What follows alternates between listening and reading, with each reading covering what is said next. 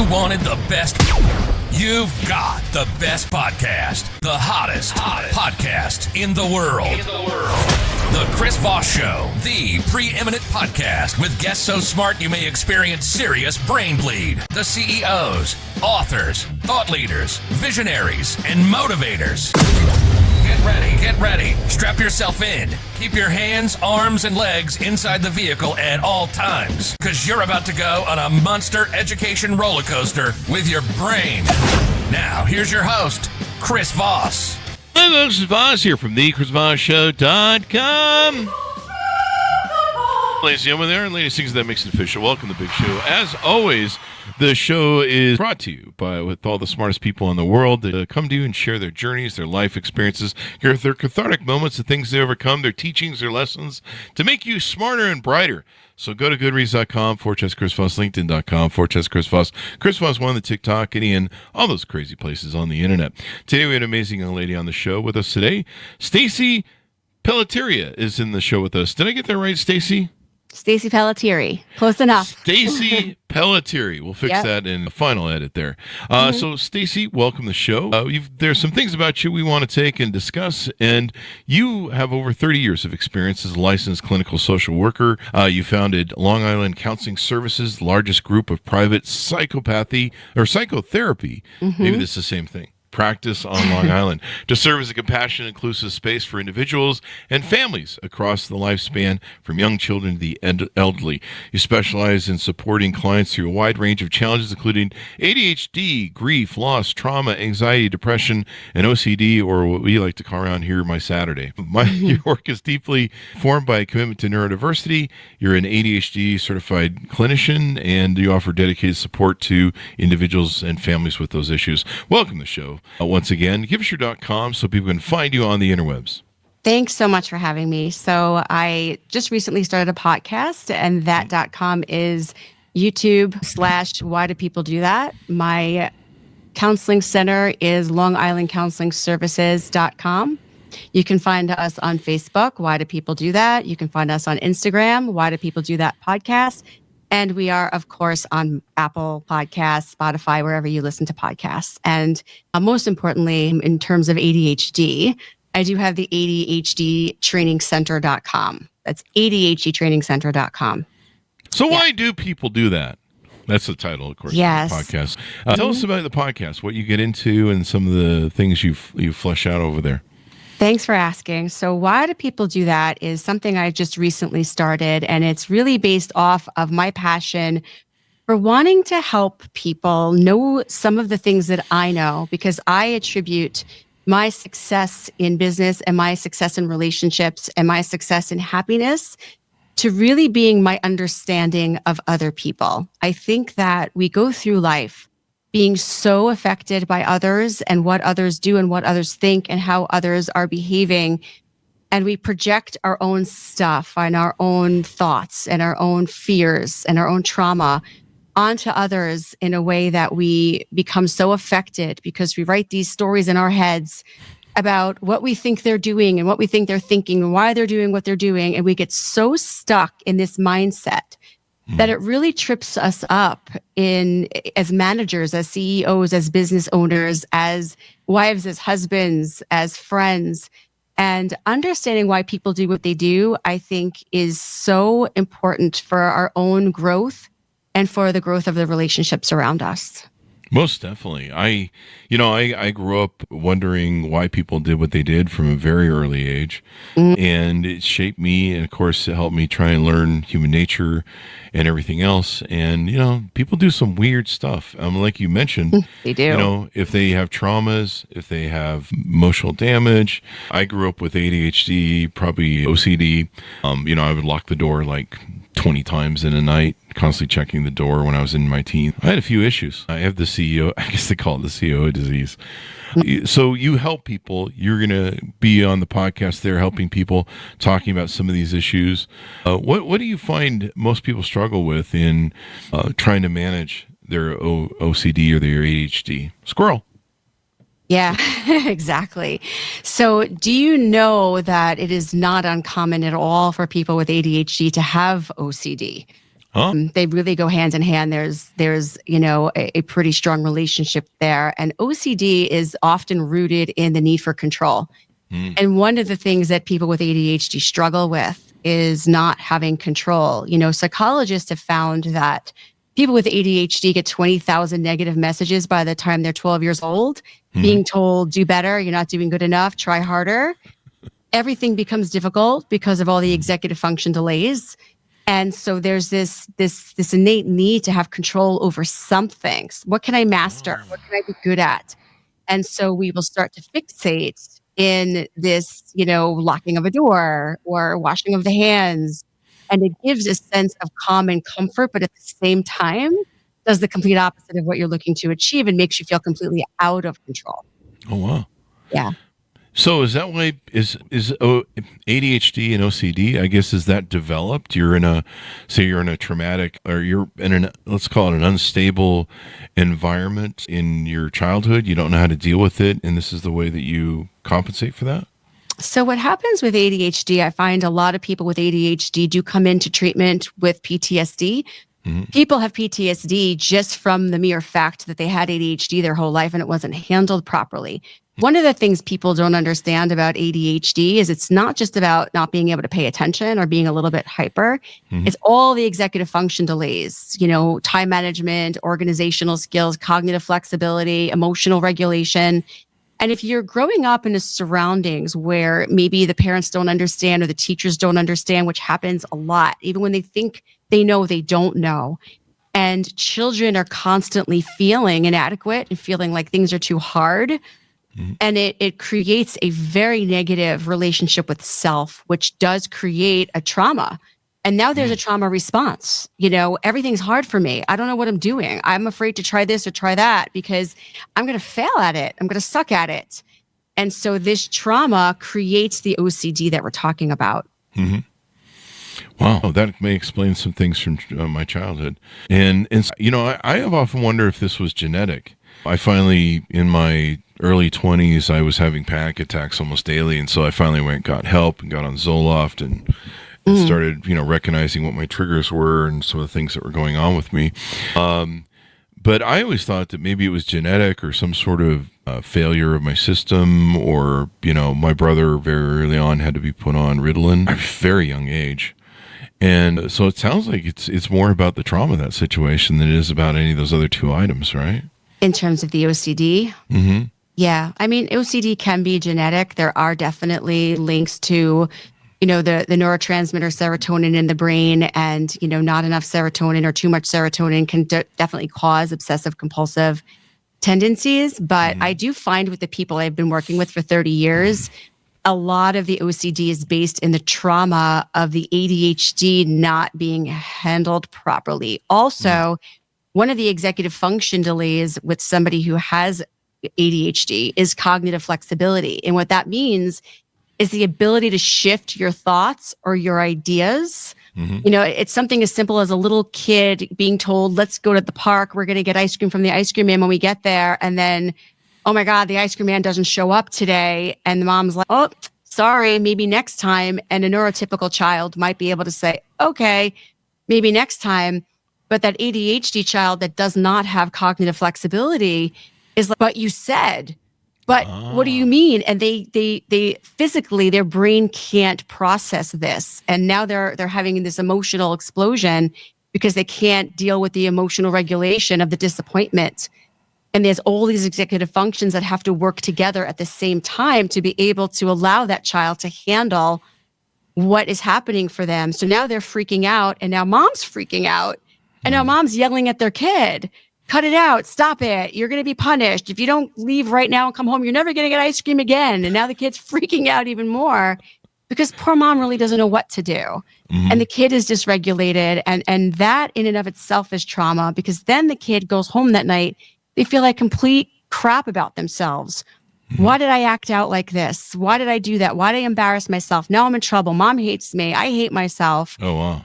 And that's where the trauma is rooted in, these experiences, which, are horrible for the whole family. Is that a generational thing, or does that contribute to generational trauma or not? generational in terms of, how the family grows from generation to generation. It can be. Yeah. Because are you talking about the DNA? So let me, it may just be through the experience, I suppose. Yeah. So let me pose a scenario. So a parent grows up with alcoholic parents. Mm-hmm. And of course, there's some trauma there and some instability, yada, yada, yada. She develops ADHD, OCD. We should get into what the differences are of that too. And then she applies that same sort of anxiety to her children and creates an unstable environment again in raising her children. And then her children end up with ADHD.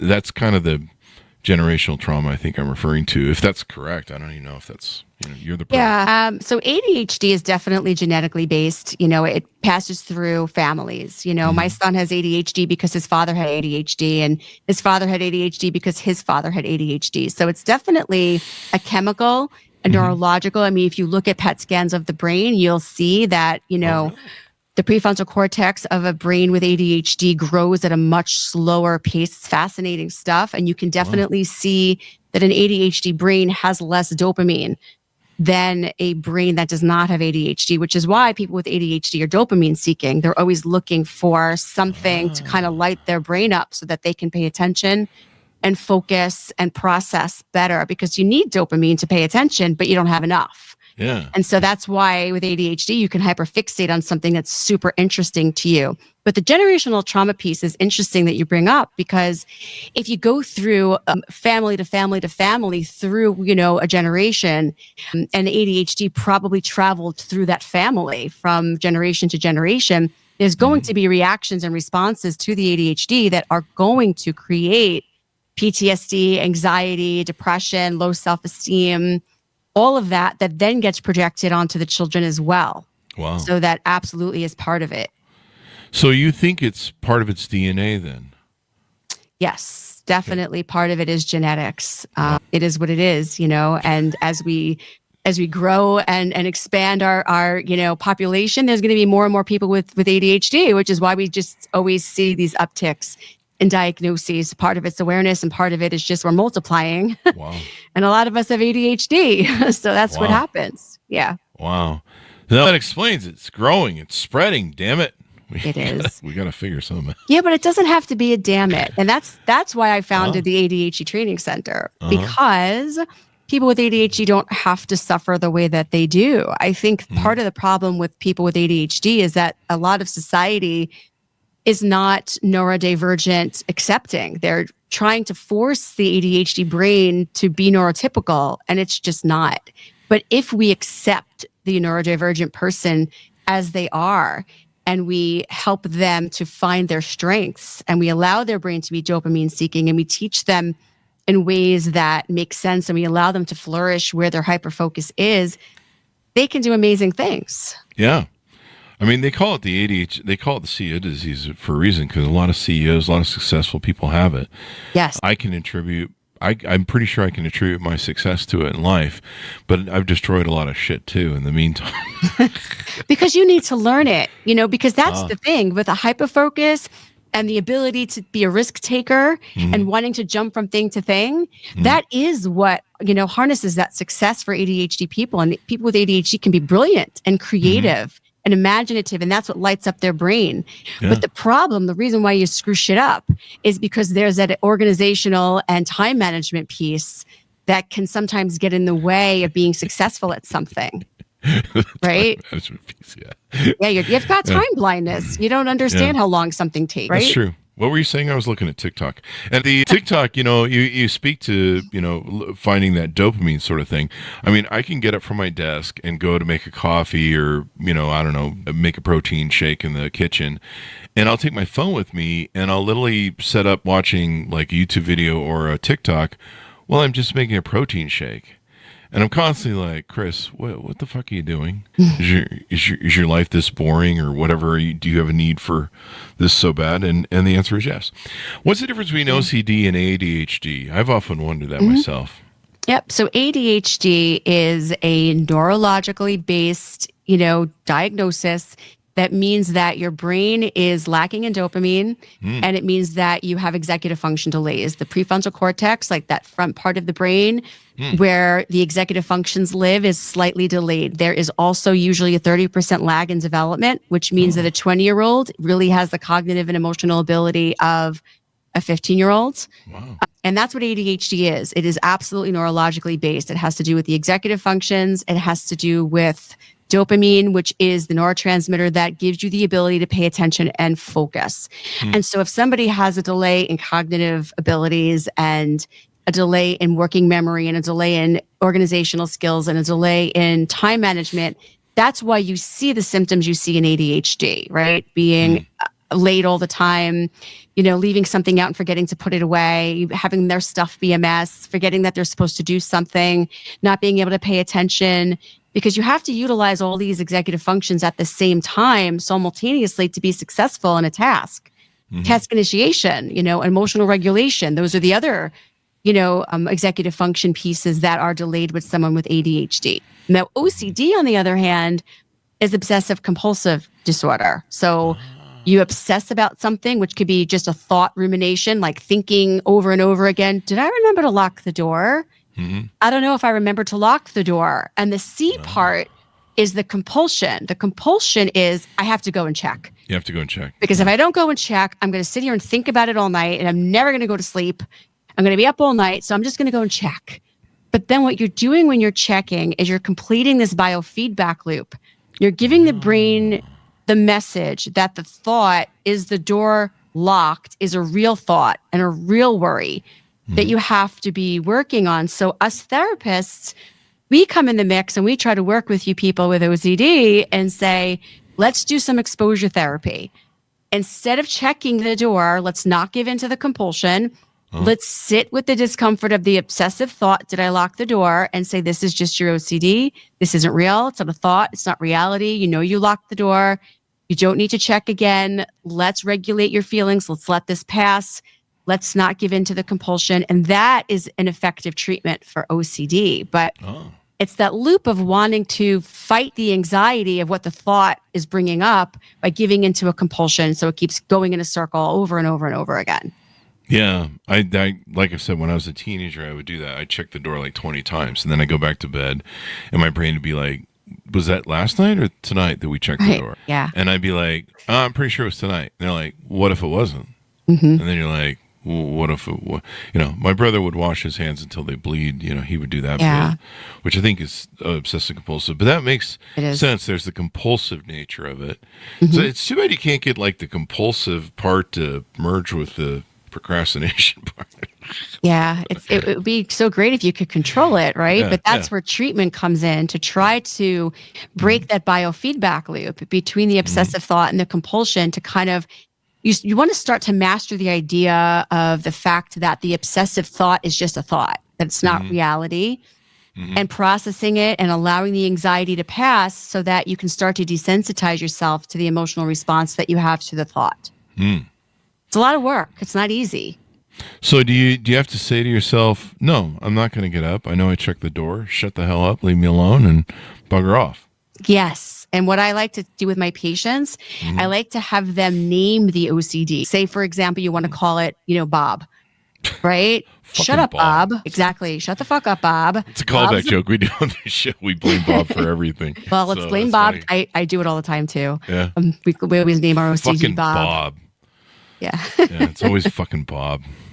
Yeah, but that actually helps patients that I work with. Really? Fucking Bob, you're a bully. I'm not going to listen to you. And they're able to separate reality from the rumination. And they start to recognize the rumination. And then they're able to desensitize themselves to the emotional trigger of the rumination. So they no longer have as much of an urge to give in to the compulsion and they can break that loop. It is hard. But if you're dedicated and you have the right support, it is so helpful. Now, you have the two websites that you have. You have the therapy on Long Island. Do people in the ADHD Training Center, on both of the services that you offer, do people have to come to you at those locales, or can you coach and service them nation or internationally? So with the ADHD Training Center, we do a lot of education and coaching, which can be anywhere in the world. With Long Island Counseling, because it is therapy and that we're bound by the New York State Education Department and then all of the state's regulations, we can only help somebody in the state where we're licensed. So a lot of it is New York State based in terms of therapy. But if anyone's looking for coaching, education, parenting approaches, groups, classes that we run, the ADHD Training Center is national. And so what if you have OCD, can you help people with OCD and the HD?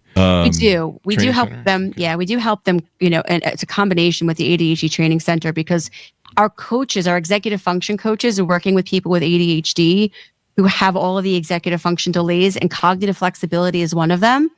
So our coaches are working all the time with people on their OCD because a lot of it is really just cognitively based. And that is so helpful for them. We make them aware of Bob and we work with them, and that becomes part of their coaching goals. And it is really, really helpful. Freaking Bob. It's always Yeah. Bob. Yeah. But yeah, I guess turning it off, I just finally had to, I just said just fuck it. Like, I don't care. If they come in, they murder me, then that's fine with me. You took their power away. Right? That's what you did. That's what we got to do. Yeah. Right? Give them their power. Yep. I just finally gave up, said, I'm sure everything will be fine once I drink this at the Diddy party. And I don't know what that means. It's 2025, people. That's where that joke comes from if you're watching this 10 years from now on YouTube. Well, what haven't we talked about that you guys are doing? Are you on your interviews you're doing on your podcast? Are you bringing other professionals on? Or are you doing like client therapy maybe in person? I don't even know if that's allowed under HIPAA, but what are you up to there on the... Yeah, so a little of both. I was really excited last week. I actually had a really close childhood friend come in who allowed herself to be vulnerable, and we talked about patterns, how to break patterns. Why did we know what we're doing sucks for us, but we're doing it anyway. And so she came on, and it ended up being a therapy session, which people are loving it, and they're finding it so fascinating to watch her share her story and be so vulnerable.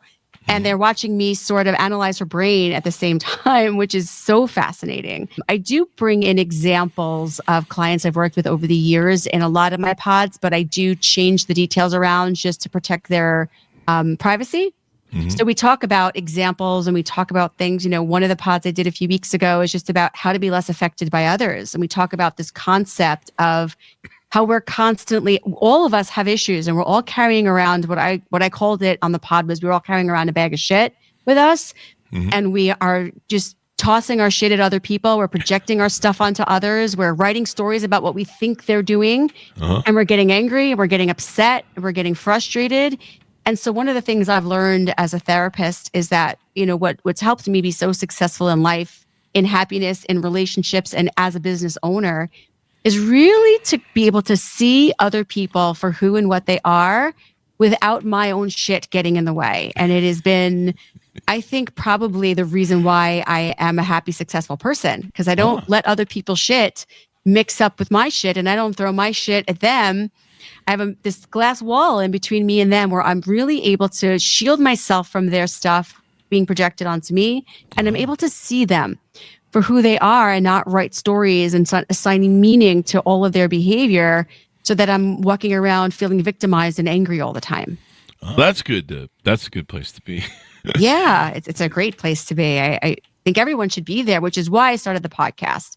Why do people do that? So it is definitely psychoeducational, but also really we're trying to bring on other experts. We're trying to bring on real people to share real stories. So it's really a mix of everything just to give people the insight they need on themselves and others so that they can have healthier relationships.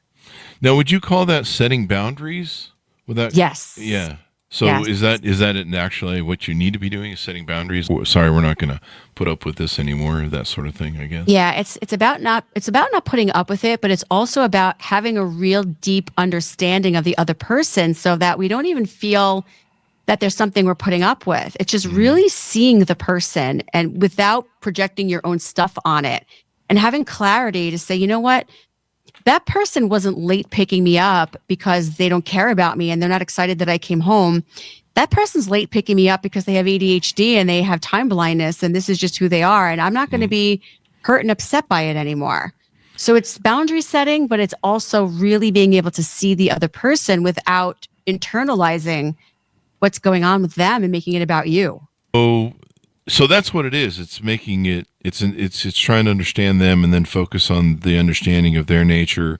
How do because we have these scotomas, these blind spots where, like you say, we see things through our lens as opposed to other people's.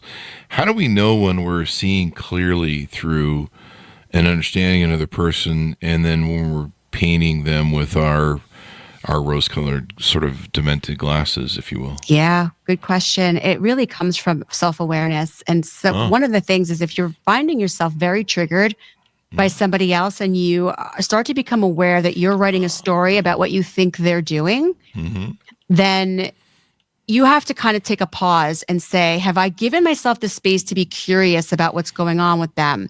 Am I aware that what I've just made up in my head about what they're thinking is really just what I'm thinking?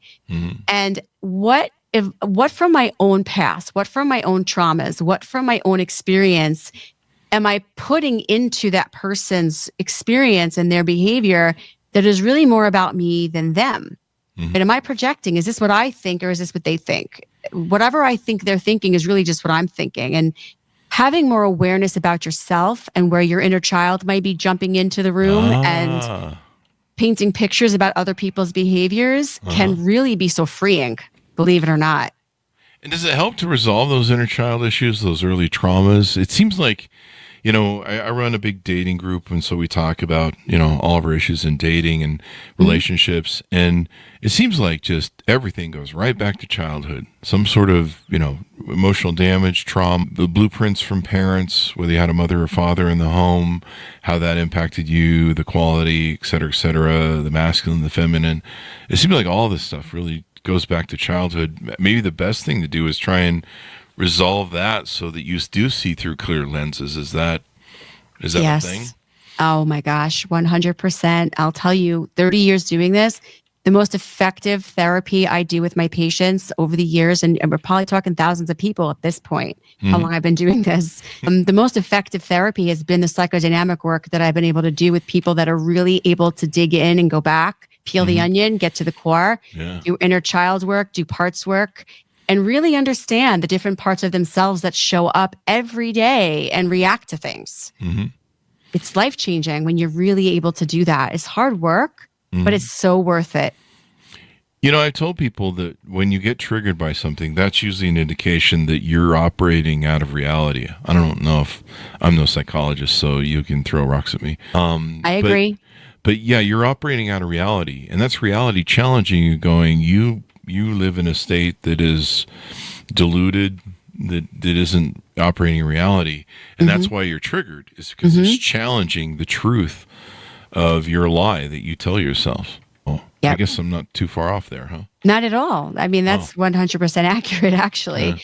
If we are super triggered by something, the best thing we could do is pause and be curious about it. That really set me off. I'm having a stress response to that. I'm having a trauma response to that. What is it about that? What part of me is showing up here? And how old am I right now? I think that one of my biggest successes in life has been being aware of the 3-year-old that pops up inside of me in certain situations and then wants to take over and make decisions for me, which is never a good idea.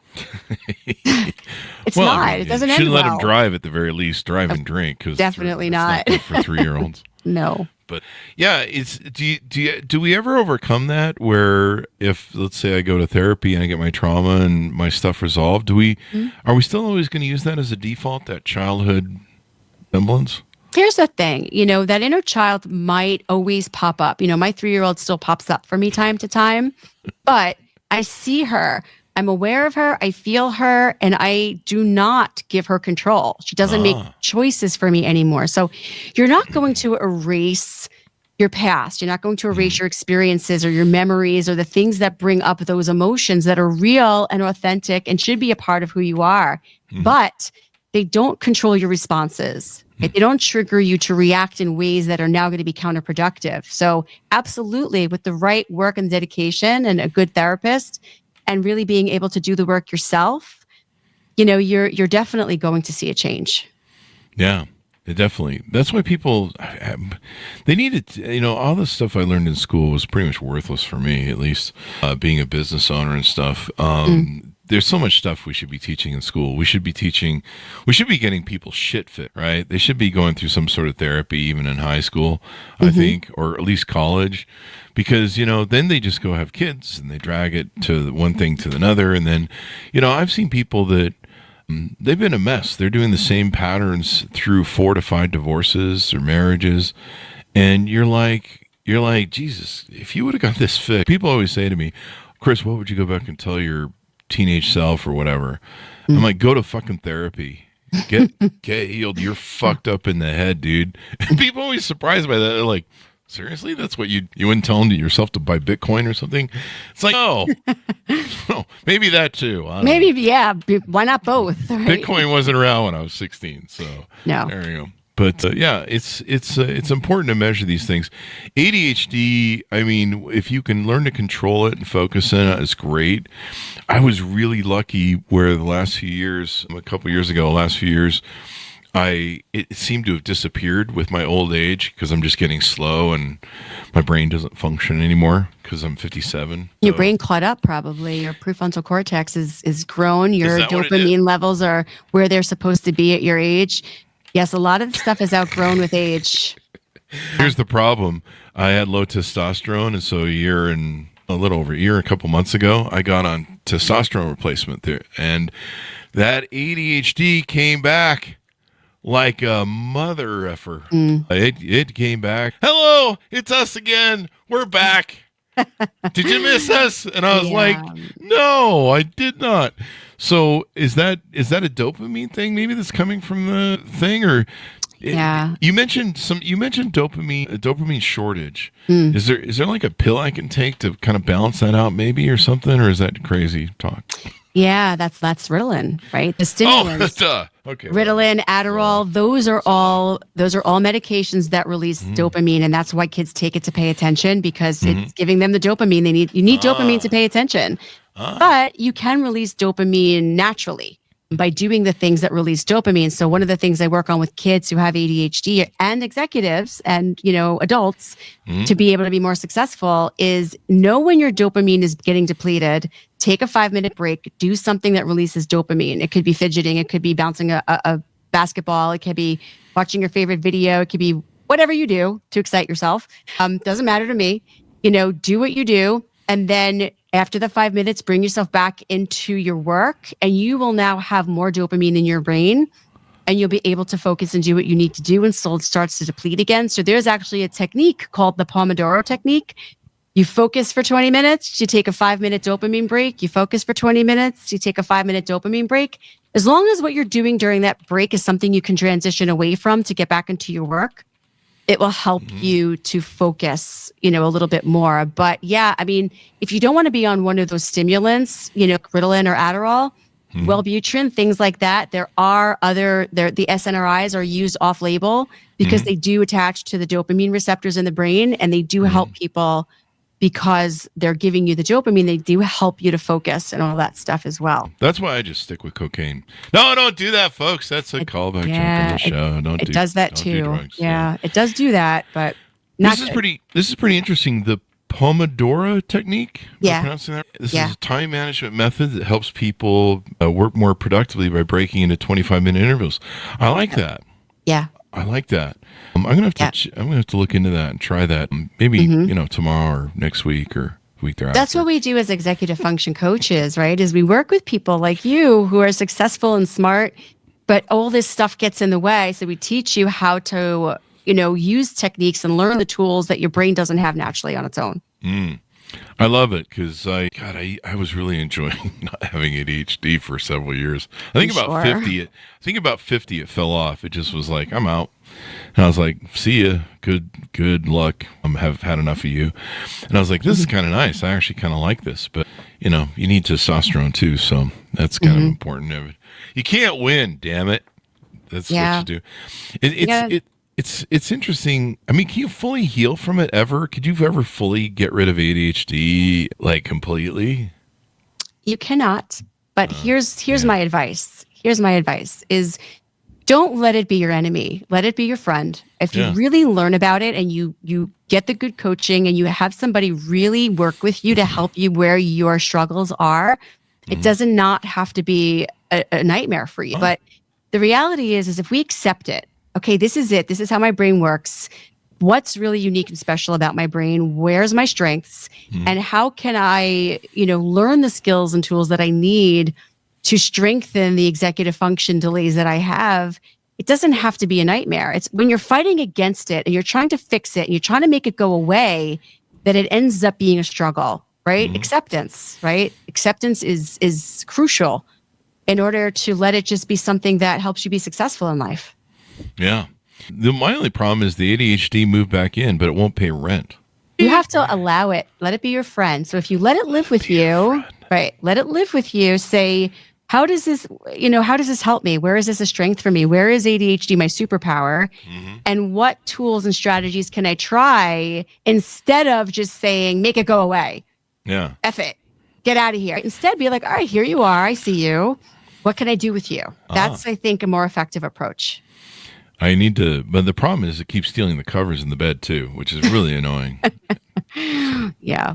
So what have we talked about that we want to tease out about your podcast, about what you do there at the different facilities you're running and helping other people?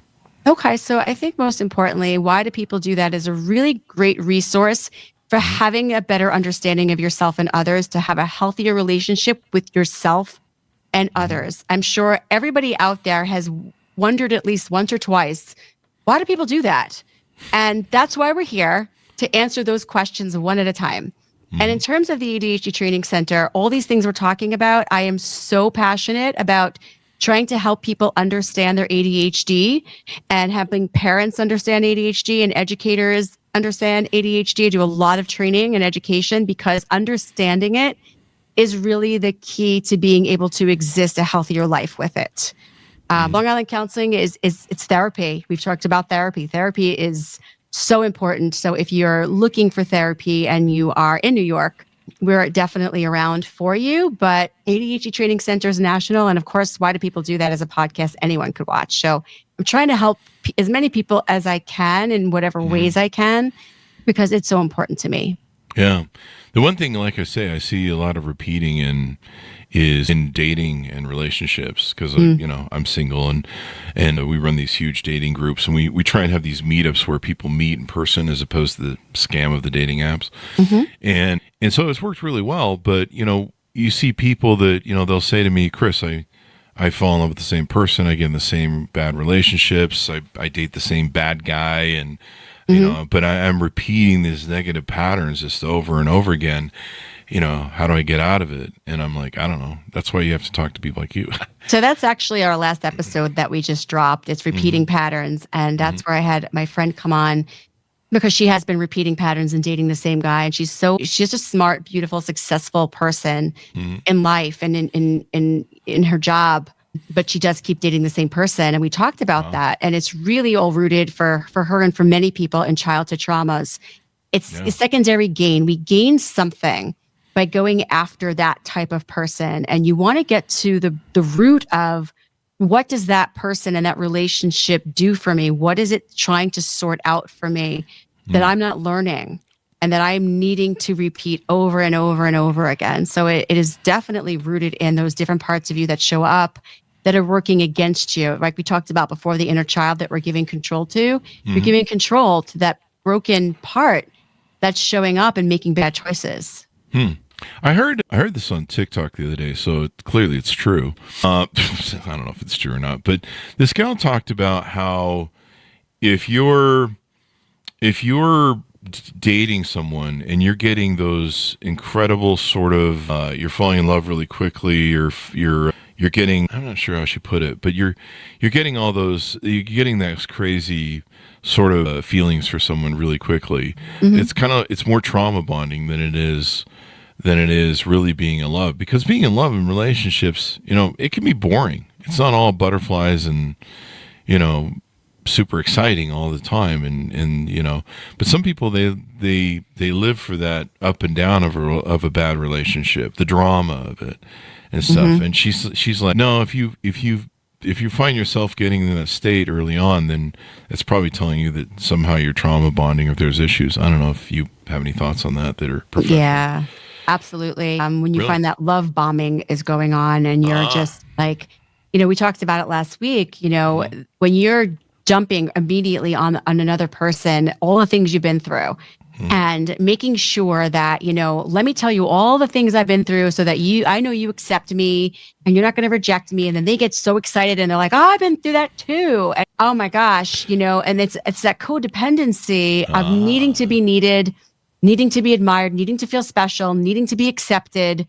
And it feels so good. And then you end up crashing because you're trauma bonding and you're not really getting to know each other and getting into the relationship for the right reasons. It's about the need to be needed, the need to be important, the need to be, all the secondary gains we talked about before. There's a need there that you're looking to be met by the other person and you think you're in love with them, but you don't really even know them and they don't even know you. It's just more, it feels so good to be with you because you accept me and you need me. I heard once that we recreate the scenarios and blueprints that our parents gave us so that we can reconcile the failure parts of it, assuming there was failure, or maybe the whole thing was a failure. But we recreate it by finding partners that had the same similar traumas, and then we go try and resolve those failures that were in the relationship.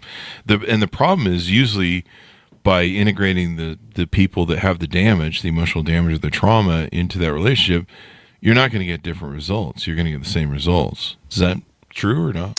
Yeah, a lot of it's what we call in therapy reenacting. People will take these experiences that they had. Like, for example, say they have a father who abandoned them in their childhood and a mother who was emotionally abusive. Wow. They will go into relationships seeking out people, subconsciously, not knowingly, that are, rejecting them all the time so that they can show and prove that they're special enough and important enough to be seen.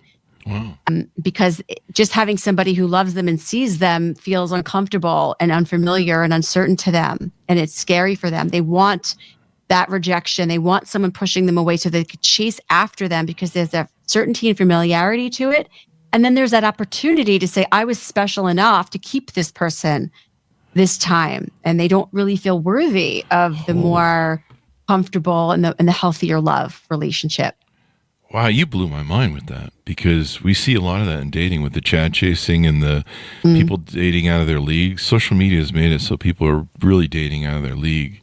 And so you see these people that are like, I've seen ones chasing 10 guys. I mean, this 10 sort of Chad sort of level guys, one being the female's level, and they're chasing him. I mean, sometimes they're 20 years older too, which is kind of weird. They're dating down as women, and you're just like, what is going on with you? Like, why are you chasing these men that you have no chance or shot with? I mean, unfortunately, as with men, we will have sex with somebody that we're not in love with. So sometimes they trade the hookup. I mean, hookup culture is just really crazy right now. And so they'll trade the hookup culture sex for, oh, now I've got a shot at this guy. I can get him to pair bond. Seems like there's some confusion too that men pair bond like women pair bond, and they don't. And so they're offering up the sex thinking that works because it works on women, but it doesn't work on men. You can give us sex all day long. We'll just keep consuming it because it's great for us. In how our brains react to the completion of sex. And so, wow, you just really opened a thing because I just see women that are I call it a Chad chasing addiction. And one of the challenges that we have in our group is we'll have people that are in their 60s Chad chasing 40-year-old guys and then come crying to me about how these guys, they had sex with them, but it didn't turn into a relationship. And wow, you just nailed it, what you're talking about there with it's almost like a validation for them to get rejected. They might be seeking out somebody subconsciously that they know is going to reject them just so that they can keep repeating this pattern that's familiar to them over and over and over again. And they're looking for a different outcome, and it's never going to happen because they keep chasing after the same person. Wow. Yeah. See, now what I do is I chase people that I know I'll reject. And that way I can always be single. See how smart that is? That's what you want. Then that's brilliant. Give me all the red flag communist parades. Bring them on. Bring them on. Out there, yeah. Yeah, I just go to redflagcommunistparade.com and find my dates. That's where I pick up everybody, which I think is also called Tinder. So give us the .coms as we go out. We've had a great discussion on a lot of things. I've learned some new things and really important in life. And shoot us out your final plugs as we go out. Yeah, absolutely. So Why Do People Do That podcast is on Apple, Spotify, wherever you watch or listen to a podcast. It's also on YouTube, which is youtube.com/Why Do People Do That. We're on Facebook, just Why Do People Do That. We're on Instagram, Why Do People Do That podcast. My counseling center is longislandcounselingservices.com, and my ADHD training center, which is nationwide and, globally, actually, we can help anybody anywhere, is ADHDtrainingscenter.com. Thank you very much for coming on the show. We really appreciate it. Yeah, and thanks for having me. A lot. I'm going to be sharing this with my dating group. Yeah, telling them they need to call you. I'm just going to sign everybody up for your email. So they can check out the website too. Yeah. Or the podcast. That's what I meant to say. So thank you very much, Stacy, for coming on the show. We really appreciate it. Thanks for having me. Thank you. And thanks for audience for tuning in. Go to goodreads.com/Chris Voss, LinkedIn.com/Chris Voss, Chris Voss 1, and the TikTokity and all those crazy places on the internet. Be good to each other. Stay safe. We'll see you next time.